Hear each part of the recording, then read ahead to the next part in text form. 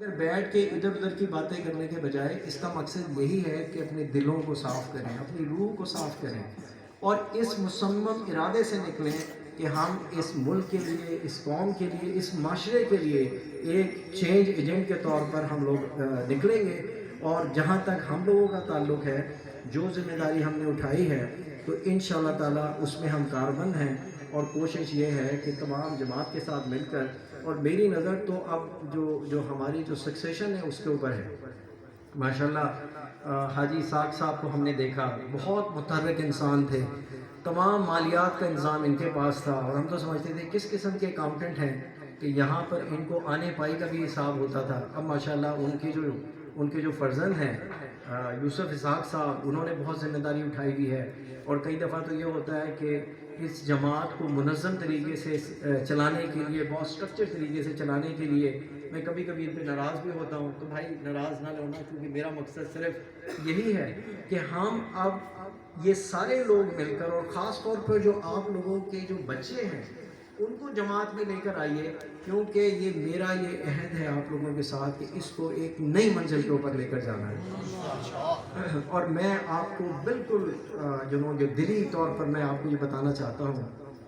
کہ میں جب بھی یہاں پر آتا تھا، جو میرے بزرگ ہیں، خاص طور شاہ صاحب بیٹھے ہیں، انہوں نے کہا جی آپ اب چھوڑیں، اب چھوڑ کے اب آپ آئیے اور جماعت کو اس کی ذمہ داری سنبھالیں، اس کی بھاگ دوڑ سنبھالیں۔ تو میں بہت مصروف تھا، اور آپ کو میری بیک گراؤنڈ کا پتہ ہے کہ میں وہ سی پیک کا نام سنتا ہے، میں آپ کو سی پیک کے بھی کچھ روشناس کرواؤں گا، وہ سی پیک چیز کیا ہے۔ تو اس کے کوئی 5 پروجیکٹ کر رہا تھا، کوئی $5 بلین کے، اور اس کے اندر میری ایک کمٹمنٹ تھی کہ جب وہ ایک خاص سٹیج پر پہنچ جائیں گے تو میں چھوڑنے کے بعد اپنی پوری توجہ ہے اس جماعت کی طرف مرکوز کروں گا۔ اور مرکوز کرنے کا مطلب یہ ہے کہ اس کو ٹوٹل ٹرانسفارمیشن، کہ ہمارے بزرگوں نے تو یہاں تک پہنچا دیا، اور میں آپ کو ایک چیز اور یاد کرا دوں کہ دیکھیے یہ چیزیں بہت اسپرچل ہوتی ہیں۔ اسپرچل کا مطلب یہ ہے کہ بڑی روحانیت چیز ہوتی ہے۔ جب میں اپنے سارے سلسلے میں مصروف تھا تو ایک دفعہ میاں ضمیر الحق صاحب میرے چچا ہیں، میرا خیال ہے میرے کردار کو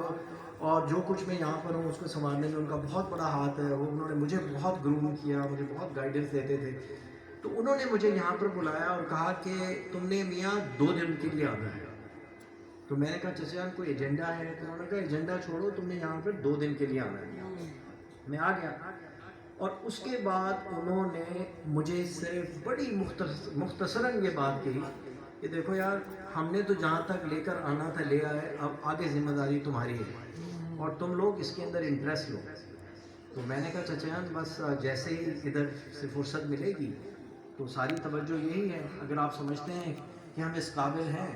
اور وہ کہتے ہیں نا کہ ہمیں اپنا بھی تزکیہ نفس کرنا ہے کہ کیا ہم اس قابل ہیں کہ اس سلسلے کو آگے لے کر چلیں۔ تو بہرحال اس کے بعد اگلے دن جب ہم صبح کو اٹھے تو وہ مجھے ایک ایک سکول میں لے کر گئے، اور اس کے بعد جب ہم واپس آئے تو انہوں نے ایک پیپر میرے سامنے رکھا اور اس پہ کہا کہ مجھے یہ کمٹمنٹ دو اور مجھ سے جو لکھوانا ہے لکھوا دو۔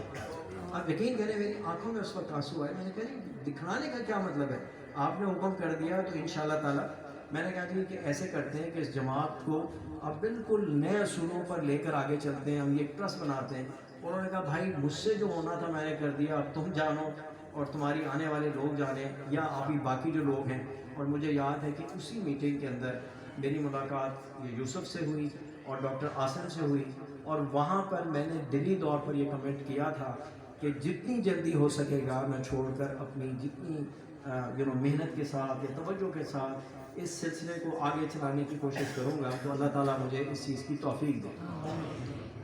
تو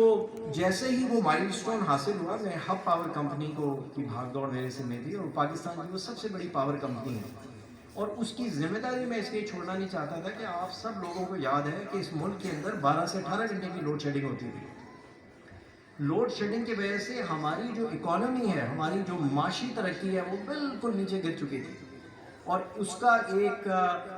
کا جو بینچ مارک جس کو کہتے ہیں، یا اس کا ایک طریقہ کار کیا ہوتا ہے کہ ہماری جو ملک کی معیشت جس کو GDP کہتے ہیں، جو 7% ہوتی تھی وہ 3% سے بھی نیچے گر گئی۔